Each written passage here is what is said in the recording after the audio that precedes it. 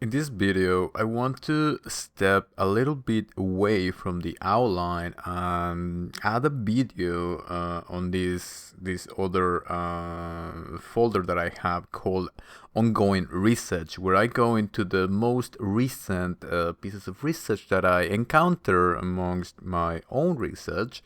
And whenever I think there's something relevant, I will include it as part of the whole outline, because at the end of the day, my purpose here is for me personally to understand and to share anything that I find relevant with anybody who ever watches this for any reason. So in this video, I want to speak about this connection that there is between the topics of consciousness, of altered states of consciousness, and these concepts of UFOs, these theories, these legends, these almost a sci-fi sort of field where we don't have enough data, or perhaps we don't want to acknowledge the data that there is. For many reasons. It could be because we're afraid, because we don't understand, because there's a lot of stereotypes. There are a lot of false information. Now with the internet, it's a huge issue in any sort of research that you can do. We have a lot of information, so it's very important to try to set aside what information seems reliable, what information seems to be congruent with the other information, with the more streamlined information, and what seems to be something coming from fear or from somebody's own ideas. Along my research on consciousness, ancient philosophies, and scientific theories, I've come across these theories that seem far-fetched, that seem strange, that seem a little bit conspiratory at times, regarding aliens and regarding UFOs and extraterrestrials. I didn't want to include them because we lack a lot of data, and these seem a little bit more fantastic. So in contrast to the theories that I've been speaking about, that of the field of consciousness and near-death experiences and out-of-body experiences, where we have books upon books, literature, and even some modern scientific experiments, and the data keeps stacking. The concept of UFOs seems to be a little bit more complicated to address. But in any case, in this video, I want to simply open the idea to it. I am not confirming that it's all about UFOs and aliens or anything like that, but I do want to say that it is very likely that these intelligences, these beings perhaps that are being met in this altered state of consciousness, are the same thing that people think of as aliens. We have new research, we have new reports, and as with the previous, these keep on stacking. So what I want to do in this video is simply open the idea to have a better understanding and not be caught off guard for what perhaps could be an interesting puzzle in the whole thing. Before I move forward, I would like to remind you that if you want to join the growing discussion on consciousness and would like to be notified on the latest scientific discoveries and theories surrounding this topic and how they connect to ancient mythologies and philosophies, please like the video, subscribe to the channel, as I'll try to upload at least one video per week as I continue with the outline. In the research of altered states of consciousness, there is a very strong pattern and a lot of similarities between the experiences. Of course, every experience seems to have some subjectivity depending on whoever is having the experience, because they see themes and patterns that are within their own subconscious mind. But at the same time, there are very strange similarities amongst all of the reports. They meet what are called quote-unquote entities. These entities seem to have their own personality, their own consciousness, their own themes, their own things going on for them, and they represent themselves in very abstract forms.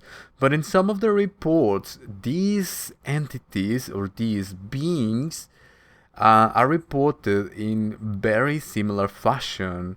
For example, I come across in some of the research on psychedelics and people going through entheogens where they meet these mantis-like beings, insectoid type beings, which come straight out of the realm of fantasy, of the realm of sci-fi, if you may.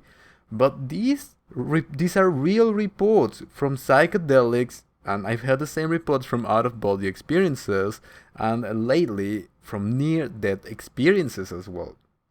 People are speaking about going into different frames of reality, about being one with some of the other possibilities in the universe. Now, of course, when we start to talk about these things, the first thing that someone who's never heard about this or who's coming into this research could be one of fear, to even think about an insectoid being which is intelligent is something scary to think about, as I said, coming straight out of sci-fi stories.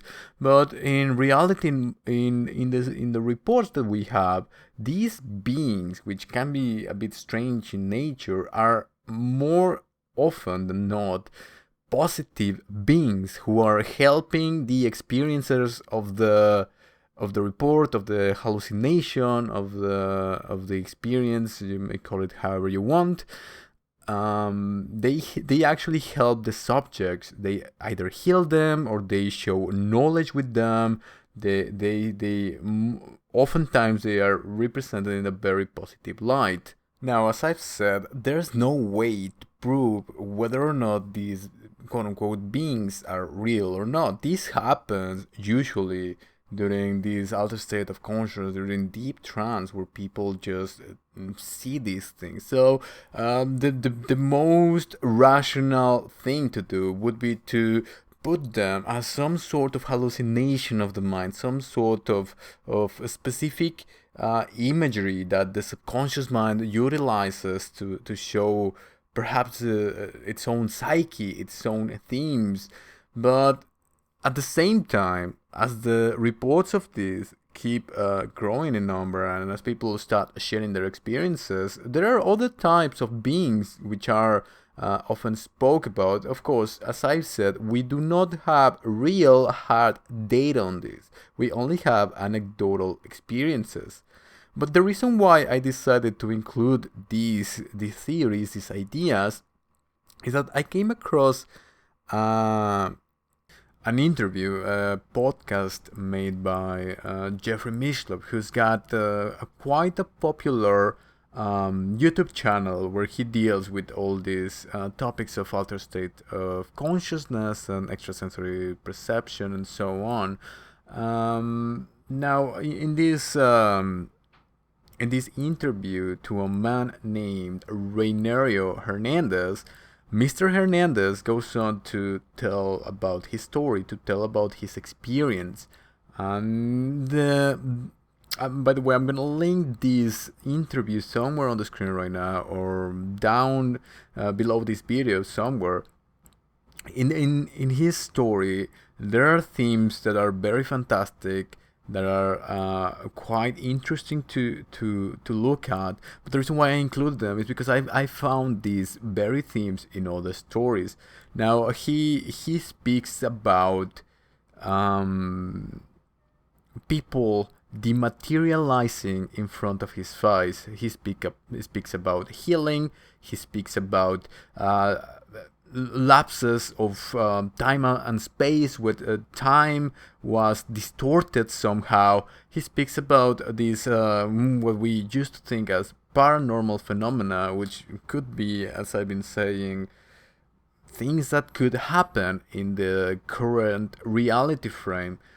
Now, he also speaks about an out-of-body experience he had, where he had one of these sudden out-of-body experiences, which are not so common, but they exist in the research. And in this out-of-body experience, he he tells that he had a vision. He had some sort of a revelation, like those ancient stories of revelations, where he was presented with some sort of a wheel. Now, as I said, I will link this video somewhere along. You can watch your own. You can watch it on your own and make your own conclusions. But the thing that popped into my attention is that he speaks about quote-unquote contact modalities, which at the core are mainly altered states of consciousness. This whole thing that I've been trying to delve upon, to research, he calls them contact modalities.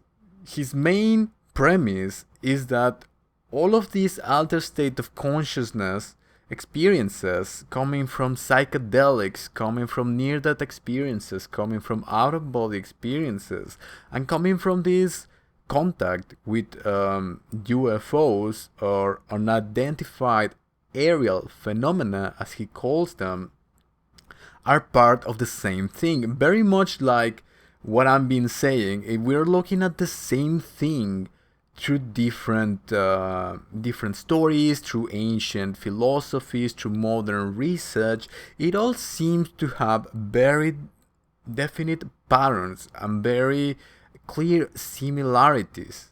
Now, of course, this is a huge topic, and everything that is included in that interview, there's a lot to cover in there. So I'm not going to go into the details. As I said, you can find it and make your own conclusions. But TLDR of what Mr. Reinario Hernandez is trying to put forward is the idea that these extraterrestrials are actually more advanced beings, more advanced entities, which have he calls them modern angels, and they have an interest in this planet, in our species, in us, as being part of this evolution, as being part of this cosmic family.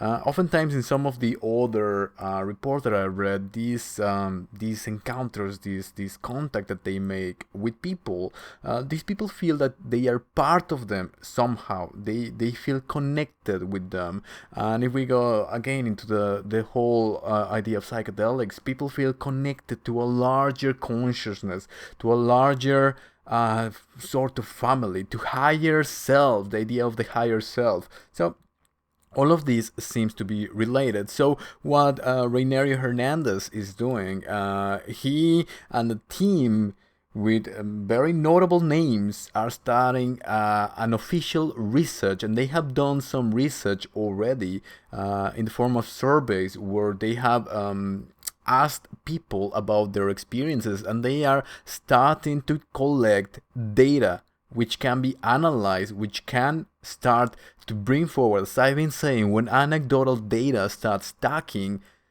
it becomes evidence. So this is the beginning of, in my opinion, a formal research into these experiences. And when the patterns start emerging, we can find traces of truth.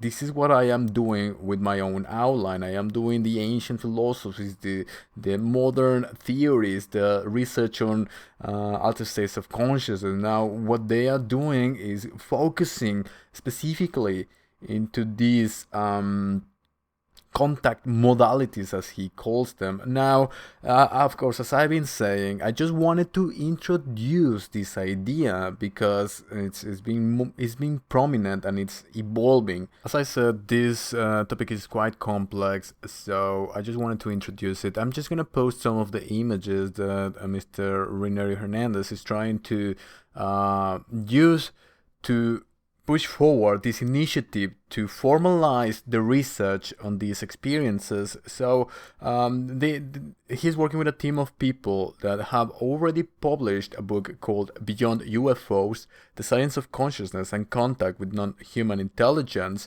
and is part of the Free Foundation, the Dr. Edgar Mitchell Foundation for Research into Extraterrestrial and Extraordinary experiences. Dr. Edgar Mitchell was a former NASA astronaut and the co-founder of the Institute of Noetic Sciences, which is an American non-profit research institute in parapsychology.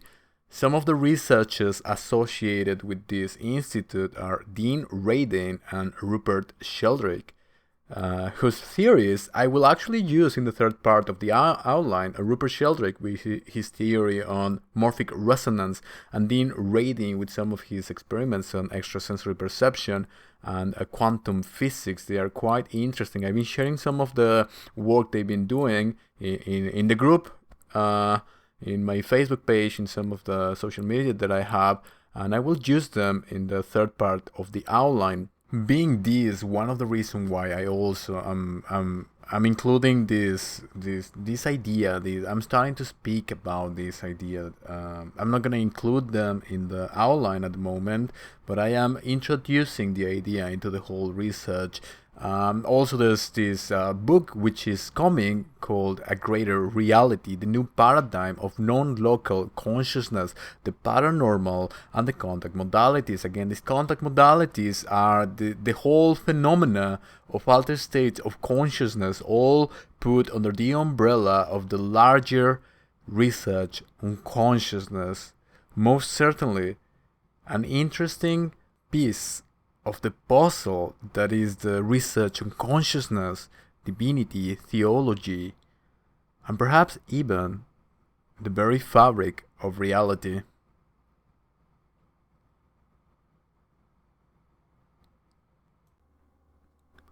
If you're on the path of finding the truth about reality and our purpose as humans on Earth, the information that I have to share concerns you. After a lifetime of research in philosophies ranging from Buddhism to the occult, I've encountered themes and patterns along some baffling information that is beginning to be seriously studied by science. A Rational Divine Outline, The Ghost of Jesus, is the first iteration of this project, where I analyze the message of Jesus without dogmatism, fanaticism, or religious bias. You can find my work available on Amazon on the link below. If you find this work valuable, consider subscribing, sharing, and following me on social media, as it'll help others in the same path to find this information.